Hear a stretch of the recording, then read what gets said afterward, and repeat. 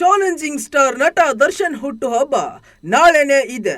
ಈ ದಿನ ದರ್ಶನ್ ನಟನೆಯ ಡೆವಿಲ್ ಸಿನಿಮಾದ ಟೀಸರ್ ಕೂಡ ಬಿಡುಗಡೆಯಾಗಲಿದೆ. ದರ್ಶನ್ ಜೈಲಿಗೆ ಹೋದ ಬಳಿಕ ಈ ಸಿನಿಮಾದ ಚಿತ್ರೀಕರಣ ಸಂಪೂರ್ಣ ನಿಂತು ಹೋಗಿತ್ತು.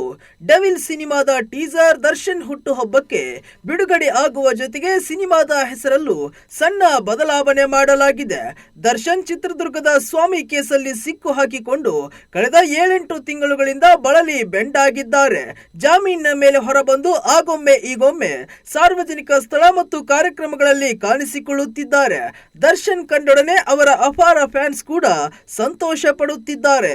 ಆದ್ರೀಗ ಹುಟ್ಟು ಹಬ್ಬದ ದಿನದಂದು ತಮ್ಮ ಅಭಿಮಾನಿಗಳಿಗೆ ಮತ್ತೊಂದು ಸಿಹಿ ಸುದ್ದಿ ನೀಡಲು ದರ್ಶನ್ ಮುಂದಾಗಿದ್ದಾರೆ. ಅದುವೇ ಅವರ ನೆಚ್ಚಿನ ಡೆವಿಲ್ ಸಿನಿಮಾದ ಟೀಸರ್ ಬಿಡುಗಡೆ. ಅವರು ಜೈಲಿಗೆ ಹೋಗುವ ಮುನ್ನ ಡೆವಿಲ್ ಸಿನಿಮಾದ ಚಿತ್ರೀಕರಣ ನಡೆಯುತ್ತಿತ್ತು.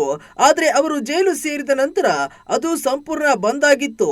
ಇದೀಗ ಡೆವಿಲ್ ಸಿನಿಮಾದ ಹೆಸರನ್ನ ಸ್ವಲ್ಪ ಬದಲಾವಣೆ ಮಾಡಲಾಗಿದೆ. ಈ ಮೊದಲು ಡೆವಿಲ್ ಸಿನಿಮಾಕ್ಕೆ ದಿ ಹೀರೋ ಎಂಬ ಅಡಿಬರಹ ಇತ್ತು. ಆದ್ರೆ ಈಗ ದಿ ಡೆವಿಲ್ ಎಂದಷ್ಟೇ ಇದೆ. ದಿ ಹೀರೋ ಅಡಿಬರಹವನ್ನ ತೆಗೆದು ಹಾಕಲಾಗಿದೆ. ಆದ್ರೆ ಇದನ್ನ ಯಾಕೆ ಬದಲಾವಣೆ ಮಾಡಲಾಗಿದೆ ಎಂಬುದು ಸ್ಪಷ್ಟತೆ ಇಲ್ಲ. ಆದ್ರೆ ಸ್ವಾಮಿ ಕೇಸ್ ಬಳಿಕ ದರ್ಶನ್ ಜೀವನದಲ್ಲಿ ಸಾಕಷ್ಟು ಬದಲಾವಣೆ ಆಗಿರುವ ಕಾರಣ ಅಡಿಬರಹವನ್ನು ಕೂಡ ಸ್ವಲ್ಪ ಬದಲಾವಣೆ ಮಾಡಲಾಗಿದೆ ಎಂದು ಹೇಳಲಾಗುತ್ತಿದೆ. ಒಟ್ಟಾರೆ ನಾಳೆ ದರ್ಶನ್ ಹುಟ್ಟುಹಬ್ಬ, ಹಾಗಾಗಿ ಟೀಸರ್ ಕೂಡ ಬಿಡುಗಡೆ. ಎರಡೆರಡು ಸಂತೋಷದ ಅಲೆಯಲ್ಲಿ ತೇಲಾಡುತ್ತಿರುವ ದರ್ಶನ್ ಫ್ಯಾನ್ಸ್ ತಮ್ಮ ನೆಚ್ಚಿನ ನಟನ ಹುಟ್ಟುಹಬ್ಬವನ್ನ ಅದ್ದೂರಿಯಿಂದ ಆಚರಿಸಲು ಸಜ್ಜಾಗಿದ್ದಾರೆ.